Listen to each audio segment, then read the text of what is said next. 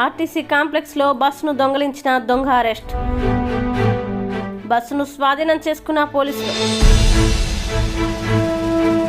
అనకాపల్లి జిల్లా Narsipatnam RTC complex ఆవరణలో AP 31 TH 0765 number bus Narsipatnam Tuni రోడ్డులో సర్వీస్ చేస్తూ ఉంటుంది. అయితే ఆదివారం రాత్రి కాంప్లెక్స్ ఆవరణలో నిలిపి ఉండగా ఒక వ్యక్తి ఎత్తుకుపోయి అల్లూరి సీతారామరాజు జిల్లా చింతపల్లి సమీపంలోని చింతలూరు వద్ద ఉండగా బస్సు యజమాని గీతంరాజు ఇచ్చిన ఫిర్యాదు మేరకు నర్సీపట్నం టౌన్ సిఐ గోవిందరావు ఆధ్వర్యంలో 3 టీములుగా విడిపోయి బస్సు కోసం వెతకడం ప్రారంభించగా అల్లూరి సీతారామరాజు జిల్లా చింతలూరు వద్ద బస్సు ఉండగా బస్సును స్వాధీనం చేసుకుని బస్సును దొంగిలించిన వ్యక్తిని అరెస్టు చేసి నర్సీపట్నం పోలీస్ స్టేషన్కి తీసుకువచ్చి విచారణిస్తున్నట్లు సిఐ గోవిందరావు మీడియాకి తెలియజేశారు. అందరికీ నమస్కారం అండి. నేను నర్సీపట్నం టౌన్ సిఐ గోవిందరావు మాట్లాడుతున్నాను.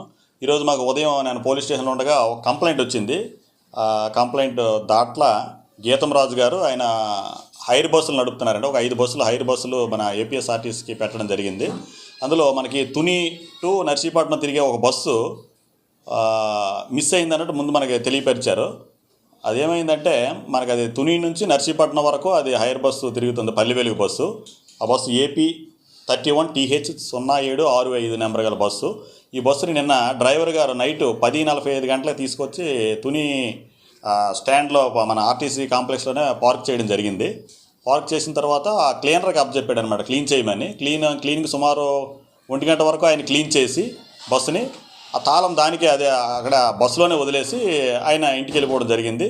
మళ్ళీ నెక్స్ట్ ఈరోజు ఎర్లీ మార్నింగ్ 4:30కి వేరే ఒక డ్రైవర్ వచ్చి చూసేసరికి, అంటే నెక్స్ట్ 5 గంటల బస్సు స్టార్ట్ అవ్వాలి, 4:30కి ఆ డ్రైవర్ వచ్చి చూసేసరికి ఆ పార్కింగ్ ప్లేస్లో బస్సు లేదు అనేసి వెంటనే వాళ్ళ ఓనర్ గారికి చెప్పడం జరిగింది. ఓనర్ గారు వచ్చి మనకి ఒక థెఫ్ట్ రిపోర్ట్, అంటే దొంగతనం జరిగిందని ఒక రిపోర్ట్ కూడా ఇవ్వడం జరిగింది.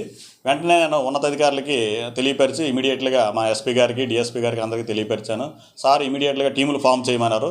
ఎస్పీ సార్ ఆదేశాల మేరకు ఇమీడియట్గా 3 టీములు, ఒకటి సీసీ కెమెరాలో వెరిఫై చేయడానికి ఒక టీము, నెక్స్ట్ రూట్లు 2 రూట్లలో తుని రూటు, నెక్స్ట్ చింతపల్లి రూట్లో కూడా ఏమైనా అవకాశం ఉంటుందని వాళ్ళకు 2 టీములు ఏర్పాటు చేసి పంపించాము. పంపించిన తర్వాత ఈలోపు మనకి ఇన్ఫర్మేషన్ ఏమైనా వచ్చిందంటే ఈ బస్సు మనకి చింతపల్లి లిమిట్స్లో చింతలూరు దగ్గరలో ఉందని మనకు ఒక ఇన్ఫర్మేషన్ వచ్చింది. వెంటనే నేను ఎస్పీ గారి నోటీస్లో పెట్టి ఎస్పీ గారు వెంటనే ఇమీడియట్గా లోకల్ ఇన్స్పెక్టర్ని కాంటాక్ట్ అవ్వమన్నారు. కాంటాక్ట్ అయితే వెంటనే ఫోన్ చేశాను. ఫోన్ చేసి లోకల్ ఇన్స్పెక్టర్ కూడా, చింతపల్లి సిఐ గారు కూడా ఇమీడియట్గా రెస్పాండ్ అయ్యి వాళ్ళ ఒక 2 మెనని ఇమీడియట్గా పంపించడం జరిగింది. పంపించేసరికి బస్సు అయితే చింతలూరు దగ్గరలో ఒక 500 మీటర్ల దూరంలో ఉంది. వెంటనే